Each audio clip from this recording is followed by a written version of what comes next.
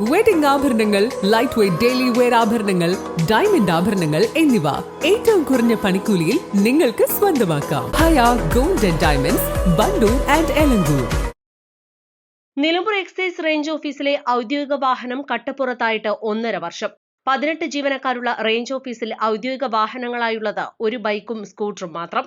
15 വർഷത്തെ കാലപ്പഴക്കത്തെ തുടർന്ന് ഫിറ്റ്നസ് ലഭിക്കാത്ത സാഹചര്യത്തിലാണ് റേഞ്ച് ഓഫീസിലെ ഔദ്യോഗിക വാഹനമായ ജീപ്പ് കട്ടപ്പുറത്ത് കയറിയത്. പുതിയ വണ്ടി ഉടൻ വരുമെന്നാണ് അന്ന് വകുപ്പ് അധികൃതർ അറിയിച്ചിരുന്നത്. എന്നാൽ വണ്ടി കട്ടപ്പുറത്തായിട്ട് 1.5 വർഷം കഴിയുമ്പോഴും പുതിയ വാഹനം എന്നു വരുമെന്ന ചോദ്യം ഉത്തരമില്ലാതെ അവശേഷിക്കുകയാണ്. നിലമ്പൂർ മേഖലയിൽ മദ്യനിർമ്മാണവും വിൽപ്പനയും നിരോധിത മയക്കുമരുന്നുകളുടെ വിൽപ്പനയും സജീവമാണ്. പെട്ടെന്നൊരു സന്ദേശം ലഭിച്ചാൽ റേഞ്ച് ഉദ്യോഗസ്ഥർക്ക് നിലമ്പൂർ എക്സൈസ് സർക്കിൾ ഓഫീസിലെയോ കാളികാവ് എക്സൈസ് റേഞ്ചിലെയോ ജനമൈത്രി എക്സൈസ് ഓഫീസിലെയോ വാഹനങ്ങളെ ആശ്രയിക്കേണ്ടി വരും. ഈ ഓഫീസുകളിലെ വാഹനങ്ങൾ ഔദ്യോഗികമായി ഓട്ടത്തിലാണെങ്കിൽ വാഹനം ലഭിക്കും വരെ കാത്തിരിക്കേണ്ട അവസ്ഥയിലാണ്.